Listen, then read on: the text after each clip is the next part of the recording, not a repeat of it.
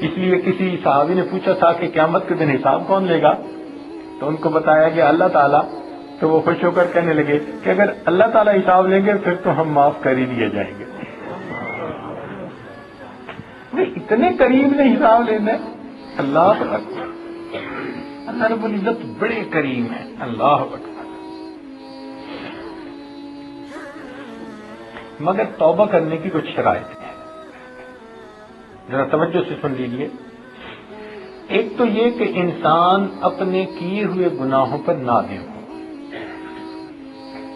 الندم توبۃ، یہ ندامت جو ہے نا، اسی ندامت کا دوسرا نام توبہ ہے۔ دل میں ندامت ہو کہ میں نے برا کیا، مجھے نہیں ایسے کرنا چاہیے تھا۔ جب یہ دل میں بندہ سوچے کہ میں نے اچھا نہیں کیا، تو یہ اس بات کی دلیل کہ اس بندے نے توبہ کر لی ہے۔ اور دوسری بات کہ توبہ کرنے کی شرائط میں سے یہ ہے کہ اس کو گناہ پر قدرت بھی ہو۔ یہ نہیں ہے کہ اگر کوئی بندہ اندھا بن گیا، بینائی چلی گئی، اب کہ یا اللہ میں نے بد نظری سے توبہ کر لی۔ بھئی اب بد نظری سے توبہ کیا، اب تو بد نظری کی جو ہے تمہارے اندر استطاعت ہی نہیں ہے۔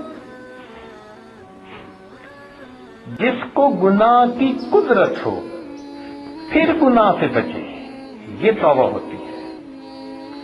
اسی طرح اللہ رب العزت کی رضا کے لیے گناہ کو چھوڑا، ورنہ ایسا بھی تو ہوتا ہے کہ ایک بندے نے جوا کھیلا اور اسے بہت نقصان ہوا، کہتے ہیں جی بڑا نقصان ہوتا ہے، آئندہ جوا نہیں کھیلوں گا، تو یہ توبہ تو نہیں نہ ہوئی، یہ تو مال کے ضائع ہونے کے ڈر سے اس نے چھوڑا ہے اس کو۔ تو یہ بھی شرط ہے کہ گناہ کو چھوڑے اللہ تعالی کے ڈر کی بنا پر، اس کو راضی کرنے کی خاطر۔ اگر اللہ کے بندوں کے حقوق اس نے پامال کیے ہیں تو ان کے حقوق انہیں واپس کرنے چاہیے۔ مثلا جن کی غیبت کی ان سے معافی مانگے۔ اب یہ معافی مانگنا ہے تو بڑا مشکل کام، اس کا طریقہ یہ ہے کہ جس سے بھی ملے یوں کہے کہ بھئی اگر آپ کے حق میں کوئی مجھ سے کوتاہی ہو گئی ہو تو مجھے معاف کر دیں۔ اگر اس نے کہہ دیا ٹھیک ہے، تو جتنی غیبتیں کی، جو کیا، سب انشاءاللہ معاف کر دیں۔ تو اس کو عادت بنا لینا چاہیے۔ جب بھی ملے، کسی سے ملے، رشتہ دار سے، دوست احباب سے، وہ جی میں کمزور ہوں، میں حقوق پورے ادا نہیں کر پایا، تو اگر آپ کے حق میں کوئی کمی کوتاہی ہو گئی ہو تو معاف کر دیں۔ نام لے کے بتانے کی ضرورت نہیں ہے کہ میں نے یہ کیا اور وہ کیا تھا، اس طرح تو دشمنی اور پکی ہو جائے گی۔ مگر اس انداز سے ان سے معافی کا مانگنا یہ بھی ضروری ہے۔ جب تک حقوق العباد کو معاف نہیں کروائے گا، اس وقت تک اس کا دامن قیامت کے دن نہیں چھوٹے گا۔